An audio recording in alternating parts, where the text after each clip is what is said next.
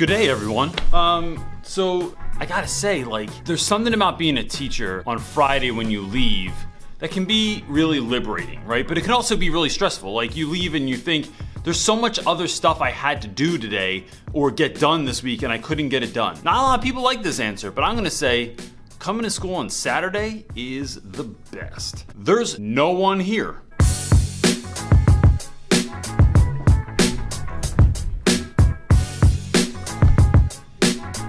I love the students, they're the reason I come to work, but it's a lot easier to get stuff done when the kids aren't here. I don't have a lot to do today. I wanted to record this vlog real quick at the end of the week, and then I also wanted to get a couple of things done in and around my classroom that have been kind of irking me, so I'm gonna try and rock those out today. I wanna break this week's vlog down into 3 sections. Me and the not so secret wife, we wrote out a list today. Some updates, particularly good lesson that went well this week, and just kind of my musings on this part of the year. So here we go, updates first. First of all, I just want to hook my buddy up. My friend Stu has been sitting in on most of my classes that were being co-taught before. It's getting really hot. So Stu's been coming in and checking in on my classes. He sits in here with me and helps me out with the students, helps kids that need extra help, and he's a real cool guy. He brought me in treats that his mom makes. His mom makes dog treats, like organic, homemade dog treats that she makes. And he brought me in a bag of them, and so I'm gonna do this for him. I just wanna shout him out. I'm gonna leave a link below. If you like your dog, maybe you'll consider buying some of Stu's mom's dog treats. She seems like a really lovely lady that's just trying to do good stuff for dogs. And I love my dog, the Beast.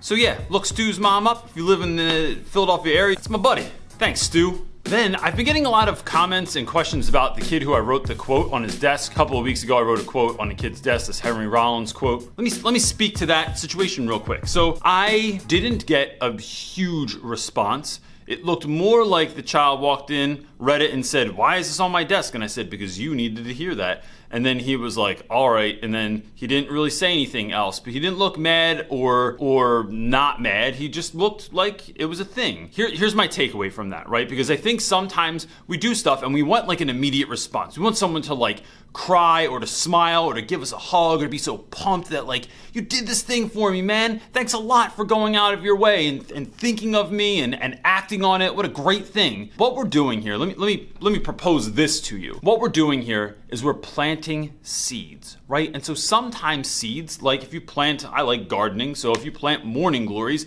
they grow fast and furious. You see progress in those plants in no time. Other plants take a really long time. If you've ever grown asparagus, you can't even eat that stuff I don't even know if you can eat it the first season. I think it takes a while to mature. And some kids are just like that. Some kids are like asparagus, where you'll plant that seed and maybe you don't see the outcome of that action or of that kindness that you showed to that kid in the first year. Maybe not the second year. Maybe not while they're even in your school anymore. Maybe they graduate and move away, but you just don't know when that thing is going to sprout. It's still worth doing kind things, even if they don't yield results right away. So I don't know what he thought of that, but I will bring it up again and I'll talk to him about it, but just do kind stuff anyway.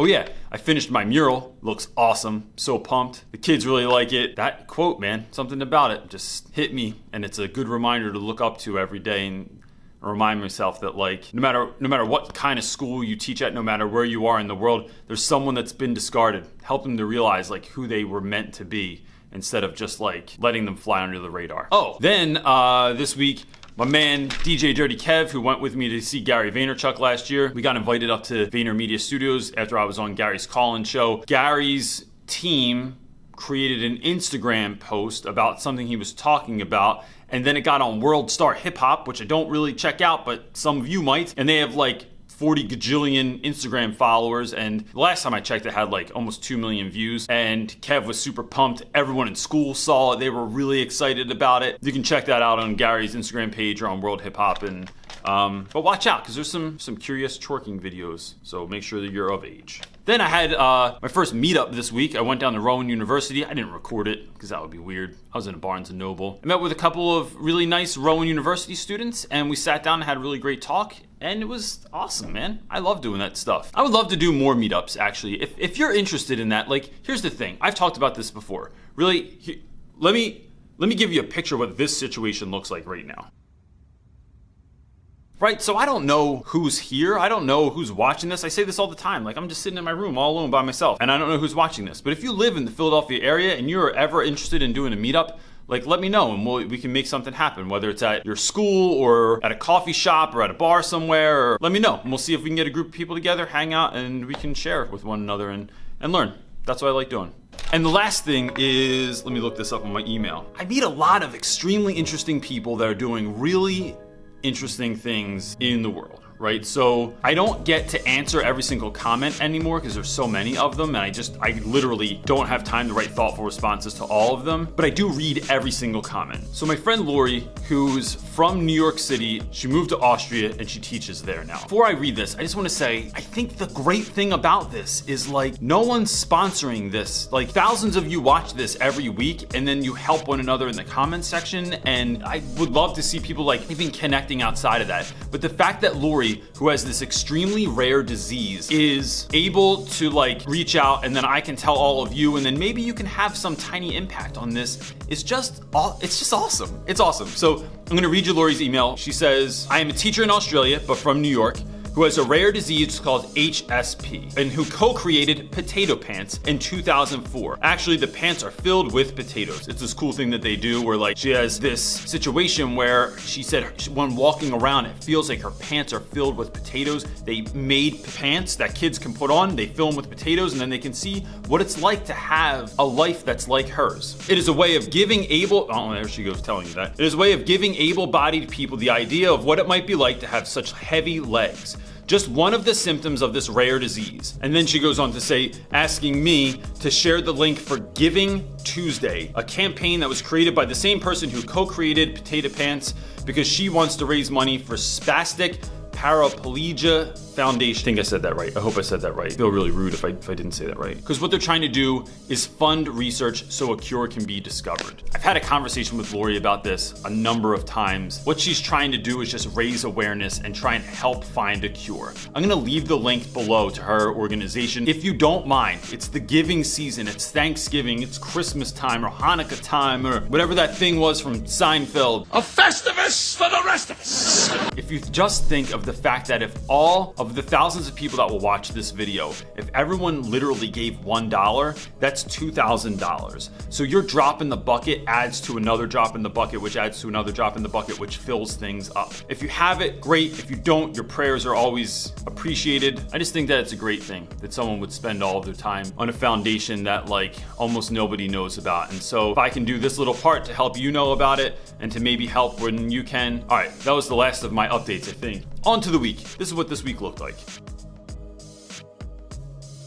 All right, let's see if I can explain this in some way that will come across. The sophomores are getting ready to do declamations, and declamations, like I talked about last week, are sections of Shakespeare that you have to memorize and then recite in front of the class. Now, I'm not an extra credit dude, right? I don't ever take makeup work unless you have some kind of extreme circumstance, and I don't ever give extra credit. And the reason for that is because, you know, too many kids, I learned in the beginning of my teaching career, will come in and they say they do nothing the whole trimester or quarter that you're learning, and then the kid next to him does everything that's asked. And let's say the end of the trimester comes and you get this kid. Mr. Reynolds, can I talk to you real quick? It's about my grade. I have a 36. My mom's gonna kill me. And you know what? Part of me, I feel for that kid, right? Like maybe their parents are gonna get pissed. Maybe they are gonna get in trouble. Maybe they realize they made a bad choice. But by giving you extra credit, it just shows the other kids in the class that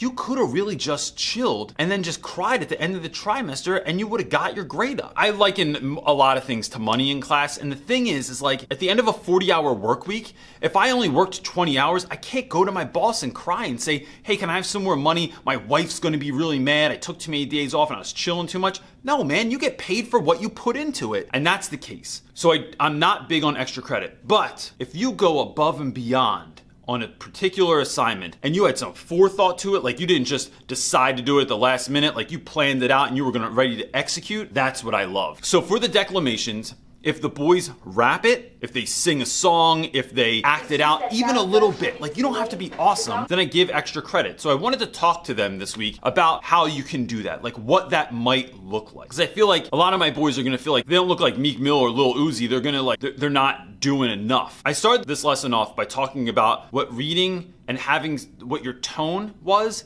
and what your emotion did for your reading. And I started that off just like this. One of my favorite poets is my friend Derrick Brown. He has a publishing company called Write Bloody. And if you're looking for poetry for kids from today, this is like poetry for kids who don't like poetry. Another poet that I really like, this guy Buddy Wakefield, once said that today's poets are just as much about how they're speaking their poetry as much as what's written. Right? And this is kind of new because when Walt Whitman was around, he wasn't kicking it at coffee shops like reading a poem. As if hereafter, we are unraveling our navels so that we may ingest the sun. He was writing his books and then putting it out there in the world and hoping that, the working man would read it. I start the lesson by reading a poem that I thought was really great, and then trying to show that poem to the lightning teachers, to the teachers that said the world is your oyster.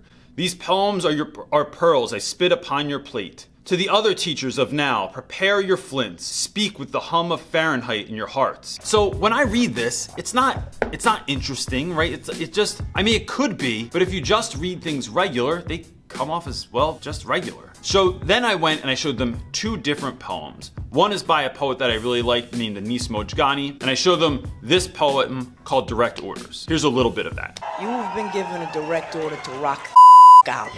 Rock out like you were just given the last rock and roll record on earth and the minutes are counting down to flames. Rock out like you just won both showcase showdowns. Rock out like the streets are empty except for you, your bicycle, and your headphones. Rock out like your lips were just placed onto a breakdancing muse with legs that go all the way up. Rock out like Publishers Clearinghouse is ringing your front door. Rock out like you'll never have to open up a textbook again. Rock out like you get paid to disturb the peace. And here's what I like about that poem. I love the poem itself, but there's something about him. He's this very small man with that wispy hair and that beard. But my wife once said when I asked her, why do sometimes beautiful women date really ugly dudes? And my wife said it has nothing to do with how they look. It has everything to do with their confidence. And confidence isn't meant to be confused with you acting pompous or full of yourself. It's holding yourself in such a way and speaking with such a way that you're not afraid, that you have something inside that lets you know that you're enough and that you don't really care what other people think. I think this is one of those things you can fake it until you make it. Like fake that you have confidence and then you actually might start being confident. And so for Anis to deliver a poem like that with such confidence, even though he's this tiny little dude, I just love it. And so then I show them a poem by same author, Derrick Brown. Derrick did a poem called Victory Explosions about a time when he was in the 5th grade and he got beat up by a 4th grader. Here's a little bit of that poem as well. I try to remember my youth. It evaporates into just a handful of memories.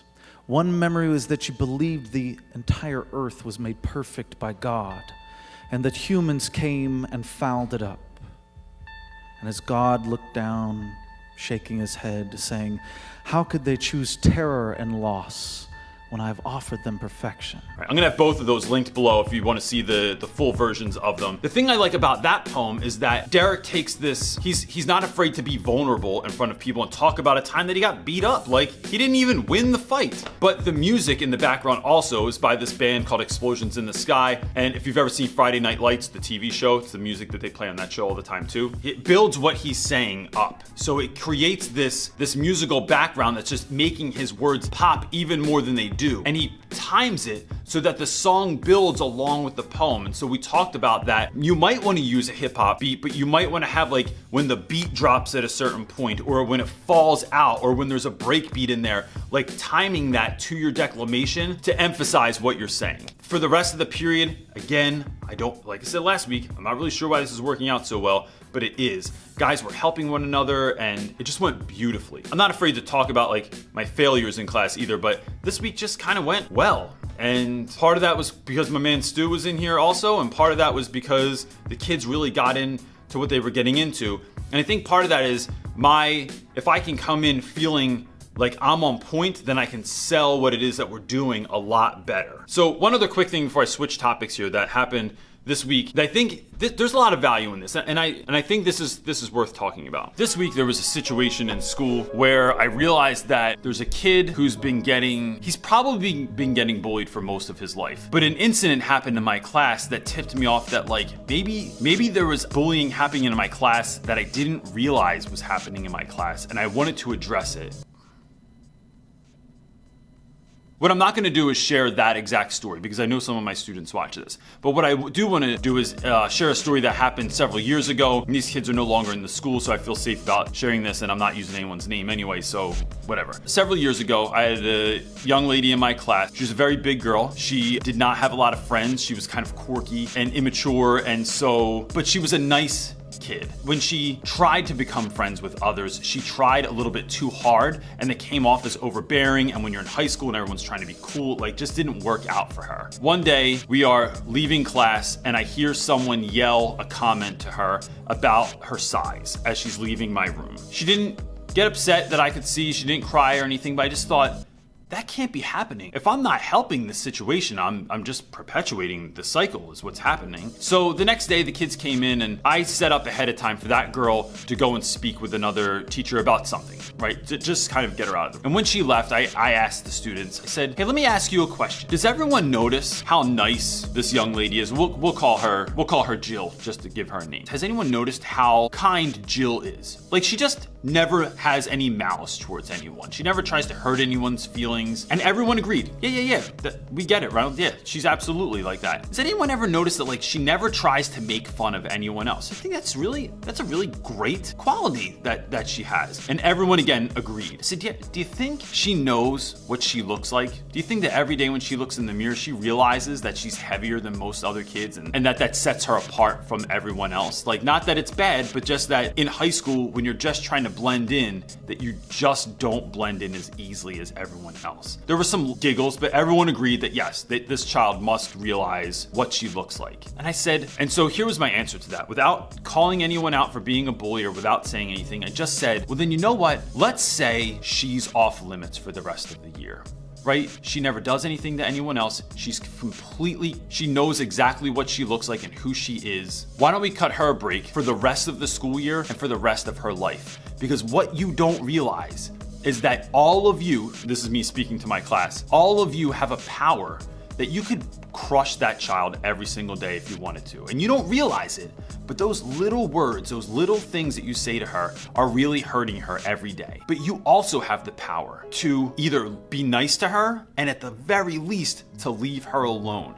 And what might her day look like if no one made fun of her? No one reminded her of something that she might be self-conscious about already. No one had a smart aleck thing to say and to make fun of a kid that it would be kind of easy for most kids to make fun of. What if instead you use that power to lift someone up or to just let her be in your group or to let her sit with you at lunch or to help her out on her homework? And I'm not kidding. From that day on, it worked. Jill was able to like assimilate into groups and become part of a community in the classroom, to speak in front of the class and not have anyone snicker about her or make fun of her or have her be the easy target. And so that happened again this week where I was able to have almost that same speech about another student. And I just think it's so worthwhile that like, if you can build relationships with kids, like if we're not using that relationship for more than just a relationship between you and the student, like it's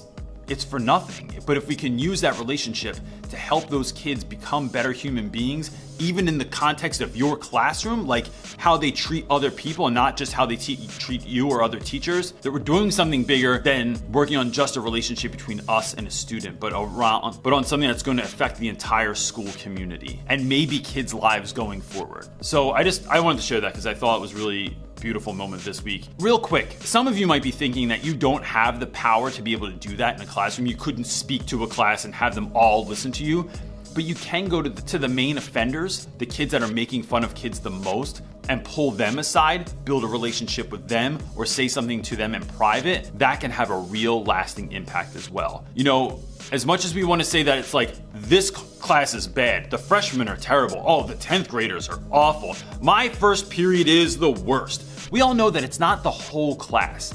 that there's certain perpetrators in there that are sort of setting the vibe or setting the scene in there, and then everyone else just picks up on them. If you can get to those kids, those main kind of problem makers, and change them, you'll find that the whole class will do the same thing. They just kind of follow along. Real quick, thoughts on this time of the year.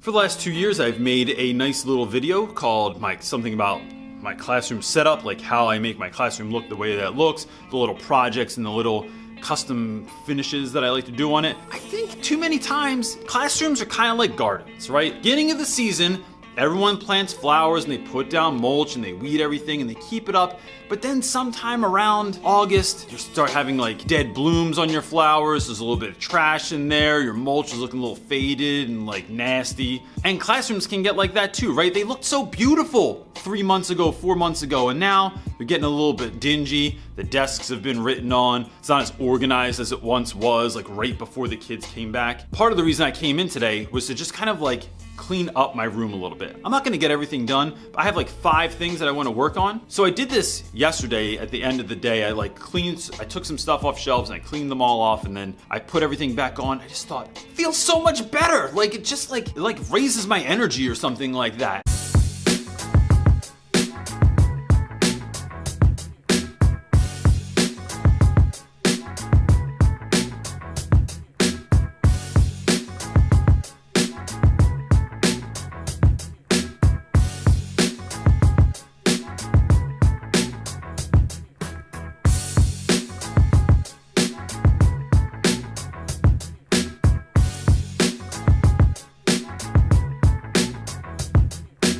And I just think that it's important this time of year to stop yourself, even though you have all that grading, you have 1,000 other things to do, the holidays are coming up, just take a day. Go around, spruce up that paint, fix that table, wonky desk or table or chair that keeps, moving all the time. Just put a screw in it or throw it out, or those pretty plants that you have in your room, like pull the dead leaves off of those suckers. Organize those journals, wash your desks. And the fun thing about this is, I'm gonna do a video I think next week on students love jobs. Like if you have not figured this out yet, it's like one of your greatest resources. And although I like attention to detail, I find that kids can just wash a desk and they love it. Like squirt the desks down and give them some paper towels, let them clean them off. Wash some windows, organize some papers. When you let them be a part of your classroom, it builds ownership in your classroom also. But I'm gonna make a whole video on that next week. This week, what's coming up is we only have 2 days of school this week, Monday and Tuesday, because here in the US, Thanksgiving is on Thursdays. In the year 1621,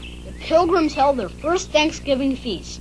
They invited the great Indian chief, Massasoit, who brought 90 of his brave Indians and a great abundance of food. So we have off Wednesday, Thursday, Friday. This is a tricky time of year, right? Because kids that maybe don't have somewhere to go for the holidays, or their families are broken up, or someone's in prison, or someone doesn't come around anymore, or mom and dad split up. This can be a tricky time of year. So I try to make my lessons go from bell to bell, so we're completely busy the whole time. I try to make them something that's a little bit more fun, and that there's some level of discussion in there about the situation. So like, how do you spend the holidays? What does that look like for you? So I can sort of gauge who might need a little bit of extra love this week, and for me to touch base with them. That's that. Declamations start on Monday. I'll let you know next week how those go, and I'm gonna try and record some of those in class so you can see like what went down and how the kids did it, and hopefully that's cool. And I don't have to show you some boring stuff next week. Of kids reading like this. Signor Antonio, many a time and off in the Rialto, you have rated me about... Oh, that's actually the wrong play. That's Merchant of Venice, but that's it. Hey, don't forget to leave in the comments. Let me know if you're interested in a meetup. I would love to meet you guys. It would be cool, because right now I'm just talking to my camera all alone. That's it, everybody. See you next week. Peace.